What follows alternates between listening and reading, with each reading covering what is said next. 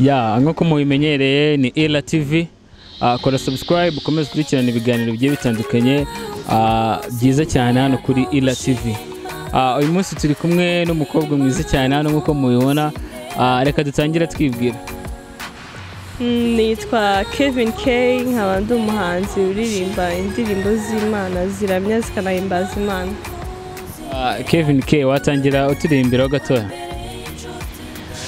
Mfite impamvu zintera kugushima, nkagira impamvu zintera kukuramya, wambereye inshuti nyanshuti nkora ku mutima, wambereye inshuti nyanshuti nkora ku mutima.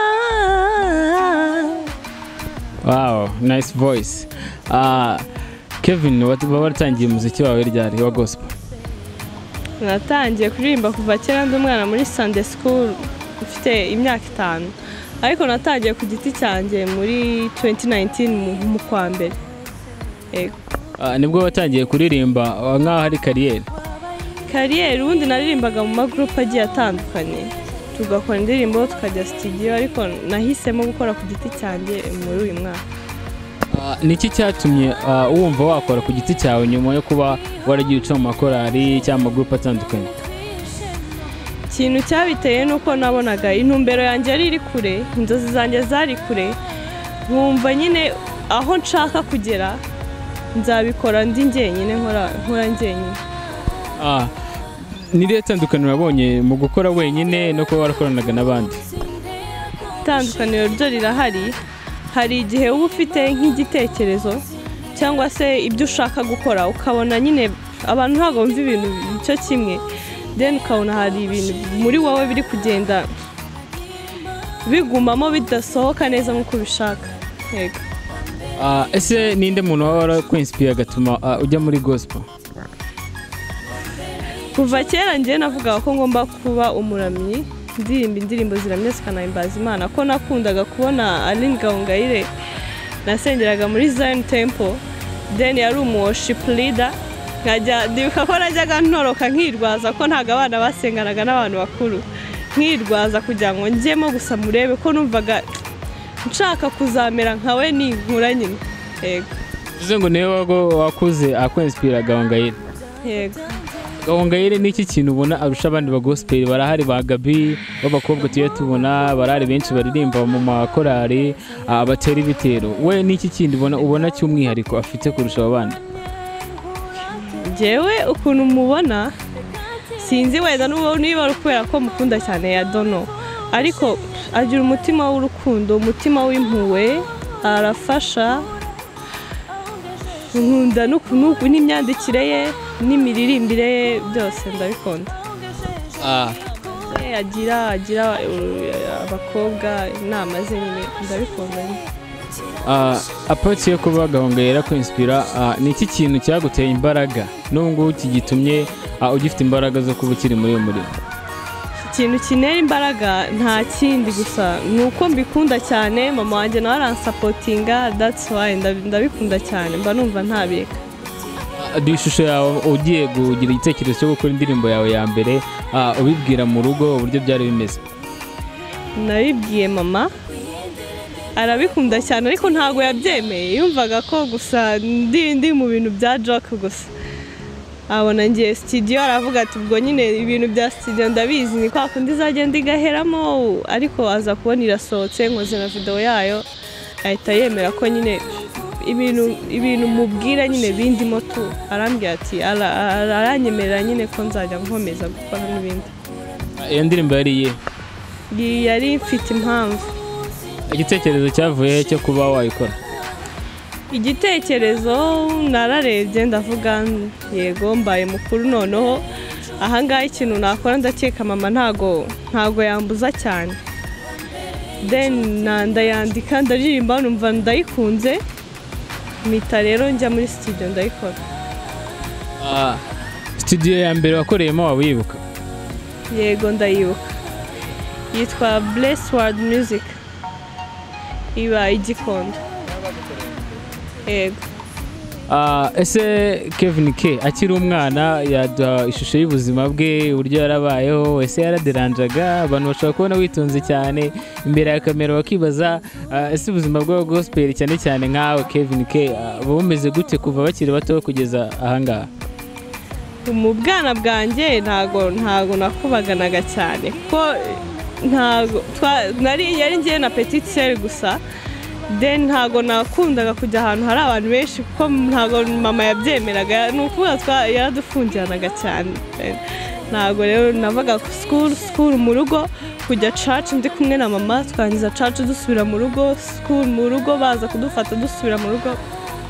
Ntago nakunze kuderanja cyane, ariko gusa nakundaga ibintu byo kuririmba kumwe abana bafata bakajya muri miro, then bagafata niba ari pen bakaririmba gusa bireba. Nibyo ngibyo numvaga ko ari ibintu numvaga binejeje cyane. Ni iki kintu wibuka waba warakoze mu rugo bagakubwira ati iki kintu ukoze noneho ni cyiza ukiri umwana? Ni ibintu nkunda kwibuka nkumva naseka, ariko biranatisa cyane. Twanitse imyenda mu rugo barayiba, bayibye nyine hari harimo imyenda nakundaga cyane. Mbwira mama nese ko batwibye imyenda biragenda gute? Ngo none ngo ni abana bacuruza ibintu by'ibyuma. Ndavuga njyewe muranyereka aho ku isoko ryaho, then nimubaba kwangeza njyewe ibindi mu bindekere. Baranjyana barahangeza, mbona abana bari gucuruza izo nzuma. Ndababwira rero mfite inzuma ariko ntago zirano ziri mu rugo tujyane, then muzigure. Barabyemera, kumbe niba bari batwibye nyine mbagejeje mu rugo barabafata, ariko barabakubise birambabaza. Nicyo kintu njya nibuka. Yego baranshimiye ariko narababaye somehow nyine numva ndababaye, kubera ko ntago nashakaga ko babakubita, nashakaga ko bazana imyenda gusa bakabihorera. Ni iki kintu kibi waba warakoze bakakubwira ngo iki kintu ukoze ni kibi, nawe ujye ugitekereza ko iki kintu nakoze niyo naba ndi mukuru ntabwo nagisubira? Nibyo mama ibiceri 40 arankubita cyane, ndavuga ntabwo nzongera. Nyine njya kwigura bombo, then njya no kwirega nzi ko nta kintu ari buntware, then barankubita ndavuga sinzongera. Ese nkawe ubona ubuzima bw'umuntu akiri mutoya n'iyakuze, ubona harimo itandukaniro rimeze gute kuri wowe? Haba hari itandukaniro rinini cyane, kuko iyo uri umwana hari igihe umwana iyo ari umwana abona umuntu mukuru akifuza kumera nkawe bitewe n'ibyo abona umuntu mukuru ari gukora watemerewe gukora. Yego iryo ni ryo tandukaniro ngiye nkunda. Numvaga kuva ndi umwana numvaga natangira umuziki wanjye ngana gutyo, ariko mama akambwira urabona ishuri, urabona umuziki ntago byagendana ukuntu, nyine nkumva ndabangamiwemo ukuntu, ariko uko ndi mukuru ariko ntabwo nagera mu bukuru bwa danje, ariko aho ndi ndashimira Imana. Uvuze ku amashuri yawe wize wagiye yiga he, bimeze gute ubu ngubu ugeze he? Nabanje kwiga ahantu muri primary na nursery, byose nahize ahantu twita kuri Kinunga primary school, harimo na maternelle. Muri secondaire niga ahantu hitwa Seven Sapalote, nanone ndava kuri icyo kigo njya no kuri Saint Philippe. Ubu ngubu amashuri yawe ageze he?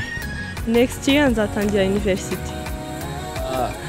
Ubundi muri secondaire waba warize ayahe masomo, ese ni gute yahuza n'umuziki wawe gospel? Nize tourism, ukuntu bihuza na gospel. Rero aho ngiye no kuvuga ngo tuvuge niba tourism n'undi n'ubukerarugendo, ariko harimo n'amahoteli, then ndabimbihuza gute aho ngiye ruvuga ngo ikindi ngomba kukigaragaza byanga bikunda. Uze ku mahoteli, ese ni gute waba ukora muri hoteli ukagaragaza n'ubwo butumwa bwiza? Ntago nari nakora muri hoteli, ariko nyine aho ngeze hose nubwo naba ngiye muri hoteli gukora mu bintu runaka, then ndabigaragaza ntago bijya bibura kugaragaza. Muri hoteli uramutse waguhaye akazi ko gukora kuri bar wagakora? Ntago nagakora. Kubera iki? Kubera ko nyine yego narabyize, ariko mba mfite ibintu muri njyewe nakora n'ibindi ntakora.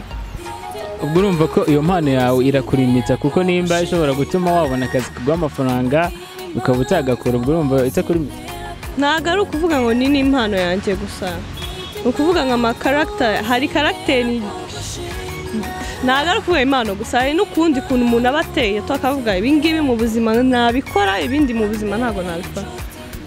ujya guhitamo tourism ndakeka wari ubizi ko ibyo bintu bishobora kuzaza cyangwa baguhitiyemo? narayikundaga then na mama arayikunda ndayiga ariko n'ubundi narayikundaga ariko muri tourisme harimo ibintu byinshi byo gukora so muri ibyo byinshi njyewe mpitamo ibyo nakora. Yego. Wakomeje kuvuga mama wawe cyane, ufite papa? Oya ntago mufite. Sorry. Kevin, urugendo rwawe rwa muzika iyo urebye gospel mu Rwanda ahagaze ubu ngubu naho yari iri ubwashize ubona ari iri itandukaniro ririmo? Gospel yo mu Rwanda iri gutera imbere cyane ariko cyane bitandukanye n'ubushize. Ubushize nyine n'abantu ariko muri rusange bari kubyitabira.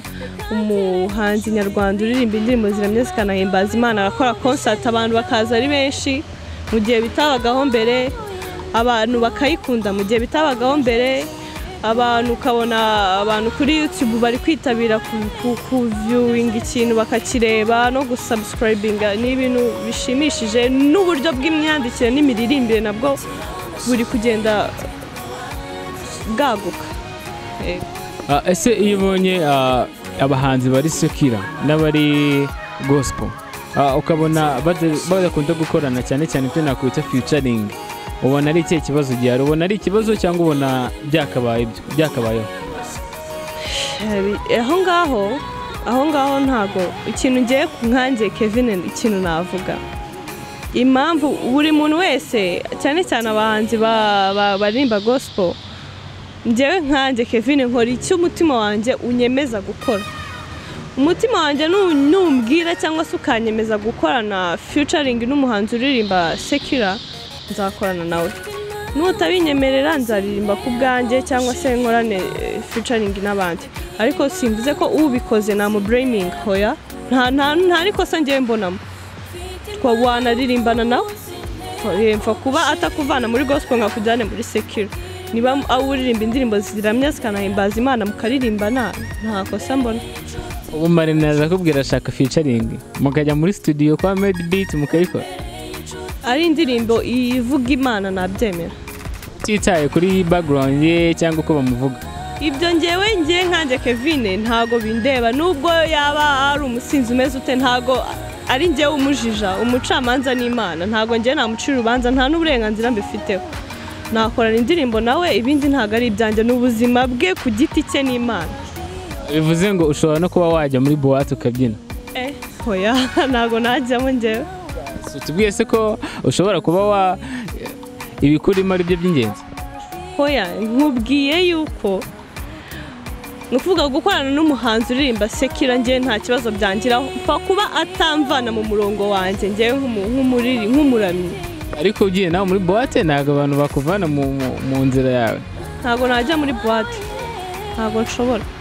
Ese Kevin yumva performance ye ya mbere yaza bimeze iki kuri stage, yaba mu rusengero cyangwa ahandi ari hose muri ari gospel concert? Performance yanjye nakumva ko yaba iri ku rwego rwo hejuru nanone, kuko abantu benshi batekereza yuko iyo uri umuntu ukizamuka uri umu upcoming artist n'ubundi nyine ubu ukizamuka tu ibyo wakora byose haba harimo niba navuga n'ubwana niba ari ubuto simbizi, ariko njye mba numva nta itazaba iri kuri urwo rwego. Yego bakubanjirije mu kintu baba ari bakuru kuri wewe kandi ugomba kububaha, ariko nanone mba numva ibyanjye byaba nyine biri bihambaye biri ku rwego rwiza rushimishije. Ubu ngubu aho uhagaze ufite audio zingahe, ufite videos zingahe? Mfite video ebyiri, ubwo imwe iri video indi ni video lyrics n'ama audio abiri birumvikana n'izindi ziri kuza imbere. Urumva album yawe wazayironcinga nka rya album yawe y'indirimbo tuvuge nk'icumi, urumva wazayisora nko mu muwe mwaka? Muri uyu mwaka tugiye kwinjamo wa 2020 Imana nishoboza cyangwa se 2021 aho ngaho. Yego. Indirimbo yawe nshyashya igitekerezo cyavuye he, imeze ite, ese wanaturirimbiraho gatoya tukumva, watangira turirimbira hanyuma ukatubwira igitekerezo cyavuye nuko bimeze. Mana yanjye umva gusenga kwanjye, umva no kurira kwanjye. Mana yanjye umva gusenga kwanjye, umva no kurira kwanjye, nufunga amaso yawe. Ninde undi uzambona? Iyo yitwa Umbabarire. Naricaye nari ndahantu tuntekereza, hari igihe utekereza wenda uko umunsi wagenze cyangwa se ubuzima bwawe muri rusange. Ndi umukristo yego, ariko nanone hari igihe ucumurira Imana kandi utabigambiriye. Noneho ndibaza, Mana yanjye gerageza gukora ibyiza ku bwanjye, nakumva ko naba muri iyi si nakora icyaha na kimwe, ariko nanone ukisanga wacumuye. Rero nuko nguko inspiration y'indirimbo yaje, ndayandika ndi kuvuga ndi Mana umbabarire, ibyo nifuza gukora si byo nkora, ariko umbabarire. Kwigikuru no gusaba imbabazi nta kindi. Yego. Ese ubu ngubu Kevin K afite management? Yego, ngiye gutangira gukorana na Success Music. Irimo bande, ikora gute, manager wayo ninde? Abantu barimo sindabamenya neza, ariko harimo umukobwa witwa Mika, nanjye abandi simbazi. Ikora gospel? Ikora gospel na secular byose. Nawe mu gospel urimo? Nije njyenyine. Ese Kevin K, ku kijyanye na promotion, videos zawe cyangwa audio zawe, ukora iki kugira ngo zibe zamenyekana? Ngerageza gushaka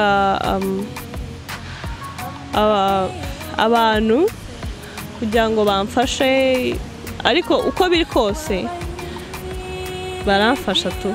Uwo nshatse aramfasha, icyo musabye akakima. Yego.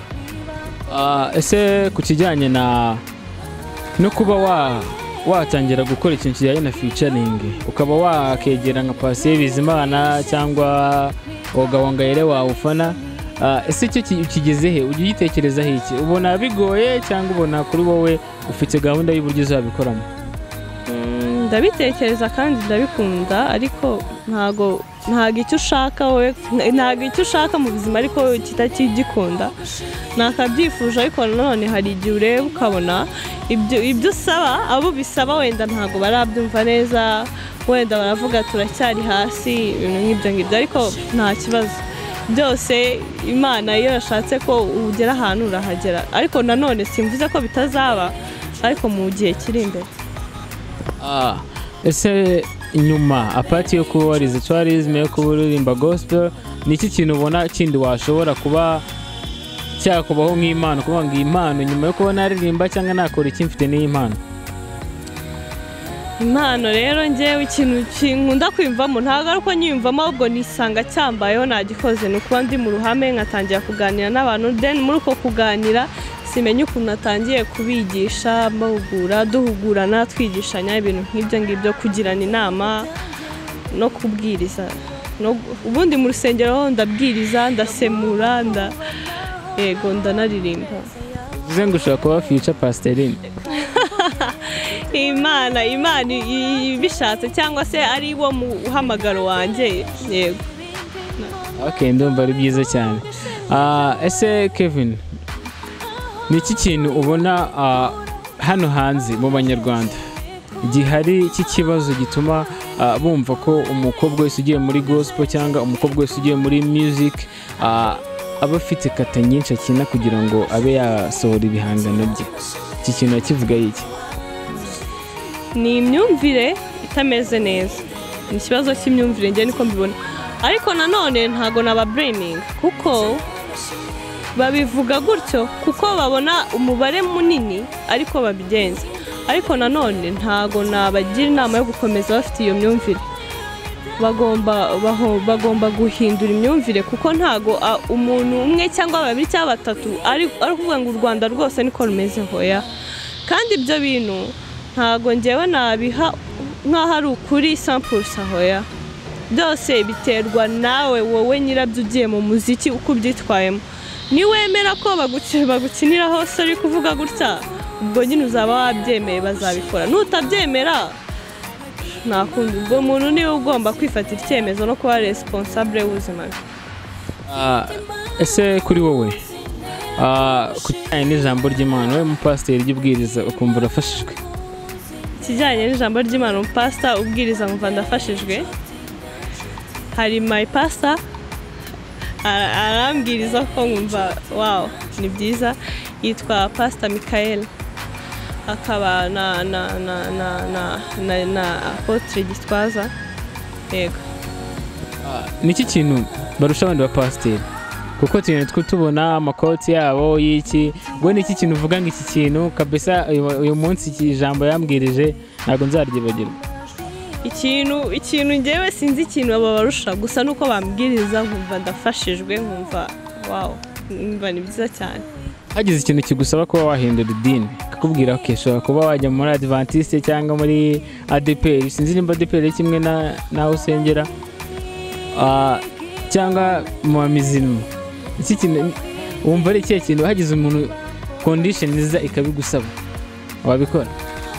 Condition se yabinsaba niyihera simbizi sinkiteka kuko sinzi umuntu ugufata akakurera ikintu ubundi nkundira my pastor yaramfashe kuva mfite 11 andera atari kuvuga ngo turahurira ko ari my pastor gusa akandera akamenya ubuzima bwo mu mwuka bwo mu mubiri gutyo kandi akakubwiriza akakujyana mu nzira nziza z'agakiza then ukabona ariko ikintu cyitwa ubadoresa ntabwo ari ikintu kiba cyoroshye ariko akakubwiriza ukabona urakuze tu nta kibazo kandi wishimiye kuba uri we biba ari ibintu byo gushimira Imana cyane. Bivuze ngo nta kintu cyatuma uhindura idini? Kuri ubu sinyibona nta nicyo ntekereza. Okay, uvuze ku kintu cy'ubwadoresa ese Kevin K afite umukunzi? Oya. Iki nawe ufite? Ntago nabitegura. Ntago yabitegura bisaba nta kintu bisaba gusa kubyiyumvamo. Ntago biraza muri make ndacyafite igihe kirekire. Barumva njyewe nakundana then mpita nkora mariage. Nk'umwaka n'igice gutya. Mwaka umuntu mwamukundanye mumenye neza? Nagerageza. Icyo gihe urumva bishobora kukugora cyangwa bikakubera nk'umuntu navuze uzi nawe ariko urumva kiba ari ikibazo? Ni ikibazo mbona kiba gikomeye kandi nanone ari igihe ubona ibyo biri kuba ku bandi bagenzi bawe cyangwa se muri sosiyete nyarwanda muri rusange ukavuga ati oya gahamuka. None se hari abo tubona batera amavi bakaba baratandukanye cyane nk'umuntu wo mu gospel kuvuga ko ingenzi ashaka umuntu wenda wo mu rusengero twari mu rusengero ugasanga uwo yenuje yishushanya kuri wowe ubona ikintu uzagenderaho cya mbere cyaba ari iki? Ibyo bintu rero njyewe rwose bari hatari kuko habo hanze baragwemukira n'abandi ko tugenda dufite ingero zitandukanye ugasanga undi mwahuriye mu rusengero then mugakora mariage mukahita mushwana mutandukana abandi nabo bahuriye hanze ukabona nuko njyewe igikuru rero ubuzima bwanjye bwose na fitire yanjye ni Imana yonyine. Yo washyizeho akadomo? Kuko njyewe n'undi ntacyo nakwishoboza kuri ibyo ngibyo gusa iki gihari njyewe ni ugusaba Imana fitire yanjye ikayigira nziza. Yego kuko ibindi byo mba numva nanjye narabuze icyo gukora mbona abandi n'ubundi byose ni kimwe then nkavuga Mana ni wowe uzi fitire yanjye then uzayigire nziza. Okay, bivuze ngo nta bantu bajya gupropose se? Ntago babura. Subizo bahani iki? Ndababwira hoya ntago nyine ntago birashoboka ntago bishoboka. Yego. Bakubwiye ko bari tayari gutegereza igihe icyo ari cyo cyose? Nababwira okay mukomeze muba friend banje ntari ubwo Imana nibishaka bizemera. dusa nk'abari gusoza, gira ikintu kimwe ubwira abanyarwanda bakurikiye Ila TV kijyanye n'umuziki wa gospel uko bagakwiye kuwufata, unababwire n'ikintu gishyashya bazaniye muri gospel, hanyuma nyuma uraza kutubwira social media ukoresha, bagukurikire, bagufollowing, bakore ama like, ama subscribe, ibintu byose, hanyuma dusoze tuzongera gutumira ikindi gihe watuzaniye igihangano gishya.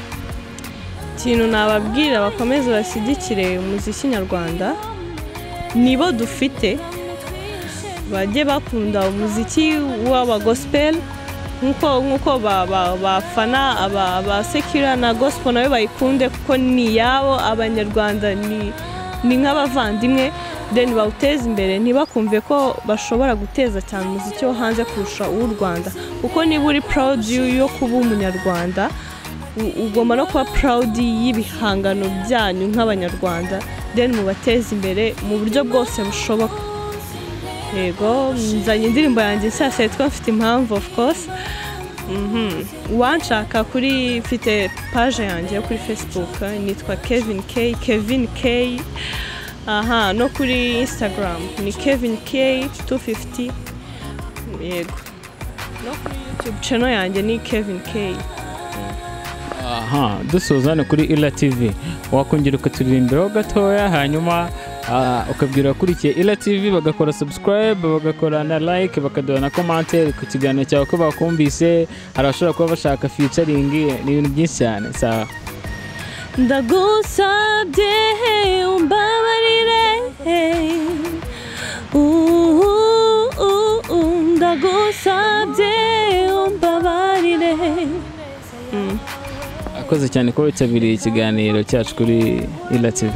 Murakoze cyane namwe.